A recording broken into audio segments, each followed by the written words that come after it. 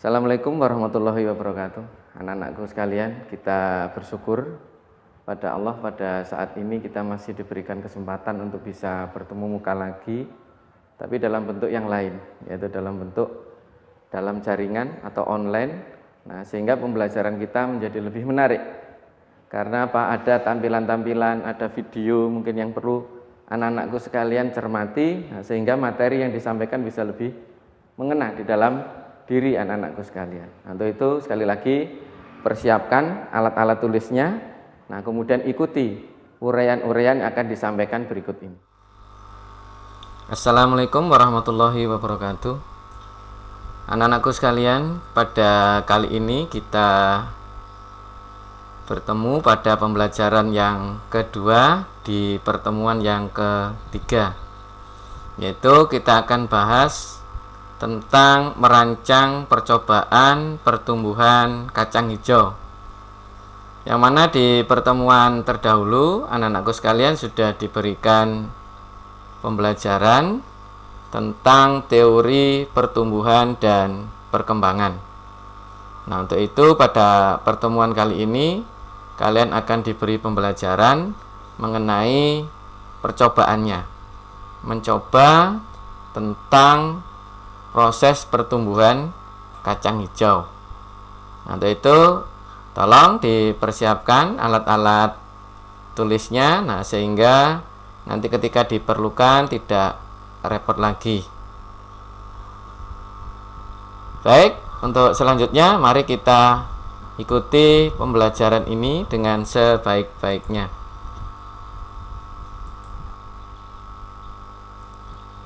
Nah, untuk menambah rasa cinta kita kepada negara kita, menambah rasa kebangsaan kita, maka mari kita menyanyikan lagu kebangsaan Indonesia Raya.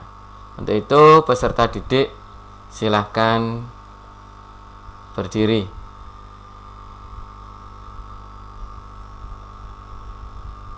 Baik, selanjutnya kita ikuti lagu kebangsaan Indonesia Raya.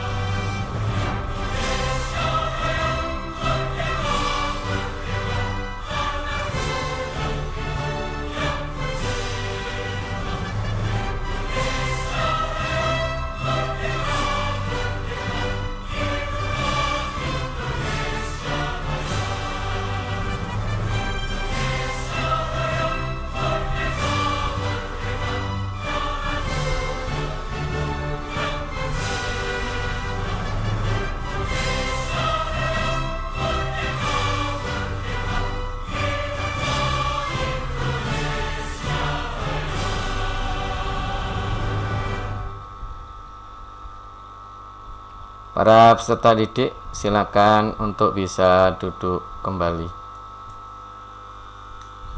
Selanjutnya, sebelum memulai pembelajaran, mari kita berdoa sesuai dengan agama dan kepercayaan masing-masing.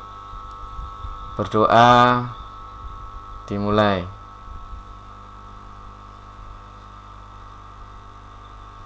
Berdoa selesai. Baik anak-anakku sekalian, untuk kali ini kita akan membahas tentang praktikum mandiri, yaitu praktikum yang kalian kerjakan masing-masing karena tidak bisa dilakukan secara berkelompok, yaitu tentang pengaruh faktor luar terhadap pertumbuhan dan perkembangan pada tumbuhan.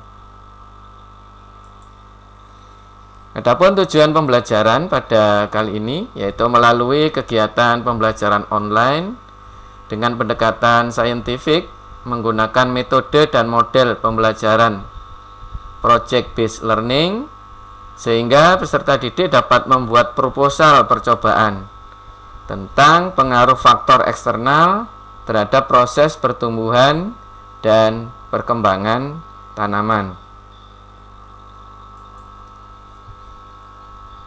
Selanjutnya, langkah-langkah membuat proposal percobaan.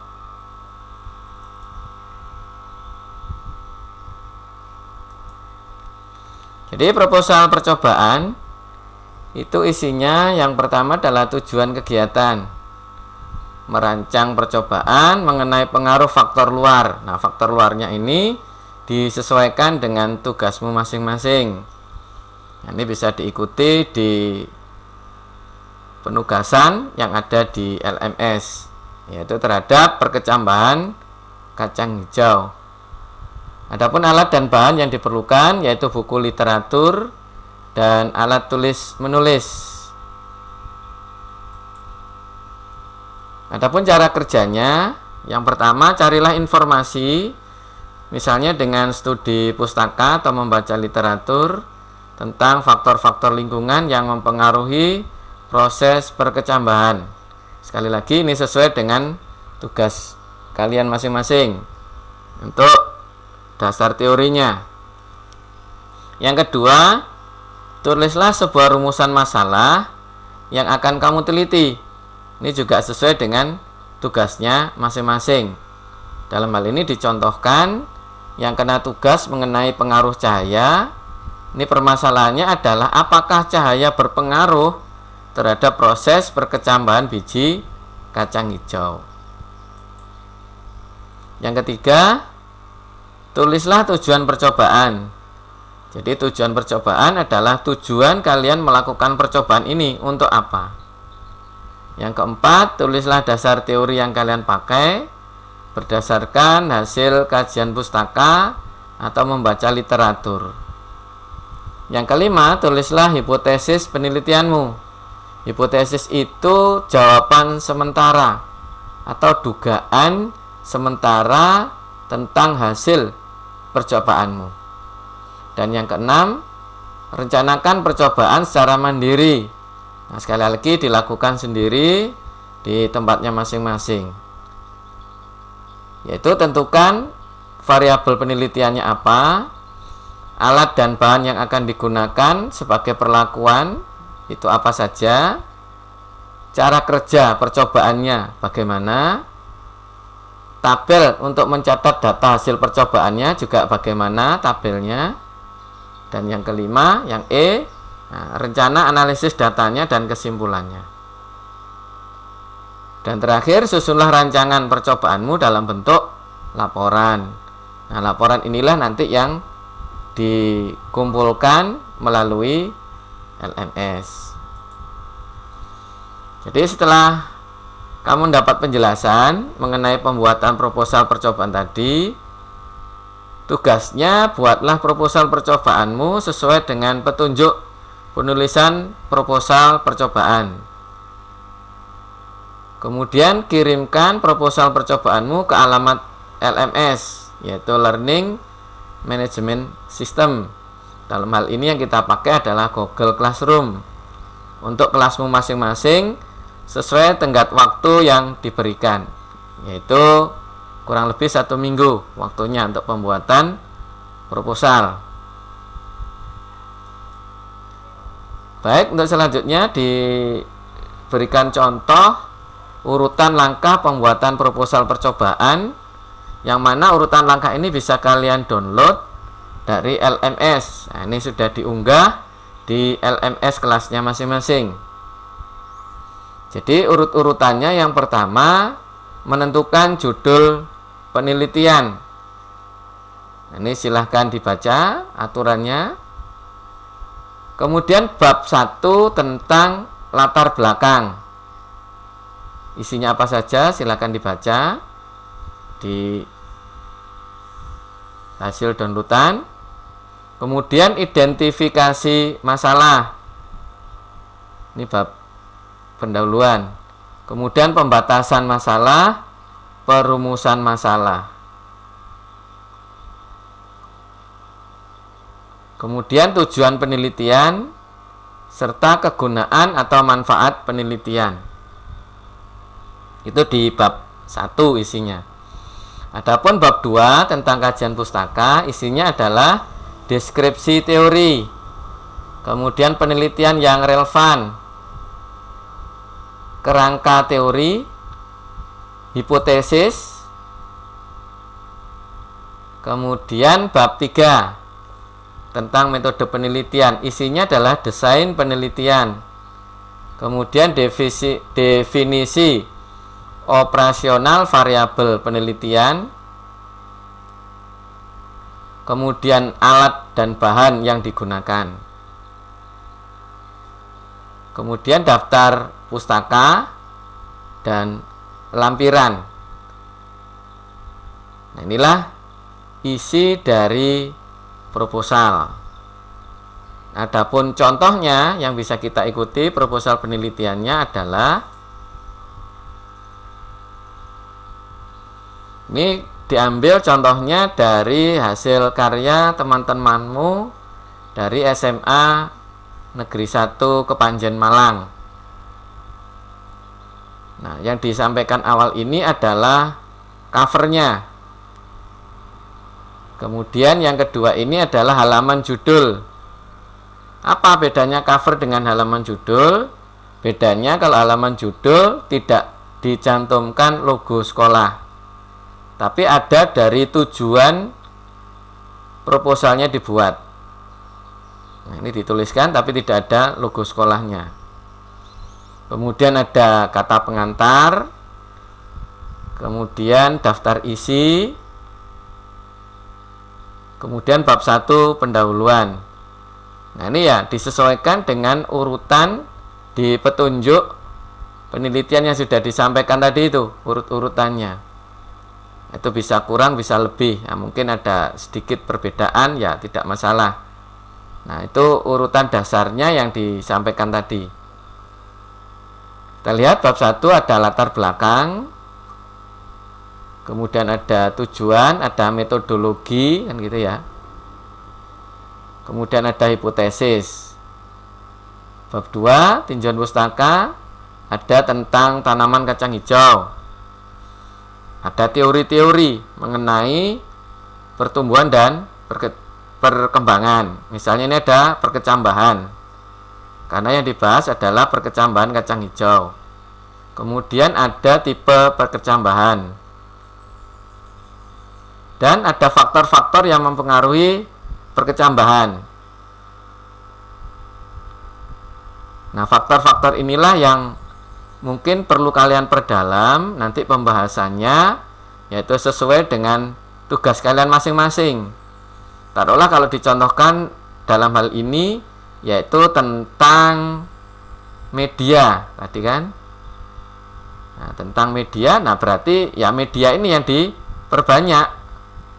Nah, pembahasan tentang media. Nah, ini diuraikan berdasarkan teori. Ini ada warna tanah, tekstur tanah, dan sebagainya. Nah, yang berhubungan dengan media tanam tentunya. Nah, ini banyak nih media tanam, ada tanam kompos, ada tanah. Nah, ini sesuai dengan apa yang kalian lakukan di percobaan. Ada juga pakai pasir, ada juga pakai kapas. Nah, ini semuanya diuraikan. Nah, diuraikan. Kemudian bab 3 tentang metode penelitian. Yang pertama tentang rancangan percobaan, yang kedua tentang waktu dan tempat, yang ketiga tentang variabel penelitian, yang keempat tentang alat dan bahan. Kemudian yang kelima tentang cara kerja. Nah, bagaimana cara kerja percobaan itu dilakukan. Dan bab 5 tentang pembahasan, bab 4, tentang pembahasan, yaitu hasil pengamatan, atau ditulis atau dibuat tabel, monggo silakan. Tapi belum ada ketentuan di sini. Nah, masih titik-titik karena perlu diteliti lebih lanjut. Nah, penutup yaitu kesimpulan dan saran. Kesimpulan juga demikian. Jadi belum ada disimpulkan.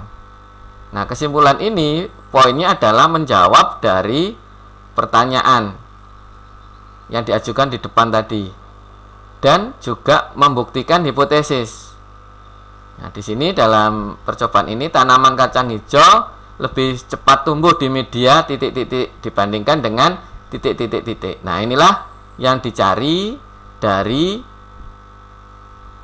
proses penelitian yang dilakukan. Mana yang cepat tumbuh itu dari media-media yang disajikan tadi. Nah, itulah gambaran singkat dari proposal percobaan yang disampaikan oleh teman-temanmu dari SMA Negeri 1 Kepanjen, Malang. Nah, silahkan kalian bisa berkarya selama 1 minggu ini. Nah, Bapak tunggu di LMS kelas masing-masing. Selanjutnya anak-anakku sekalian, ini ada titipan dari koperasi sekolah.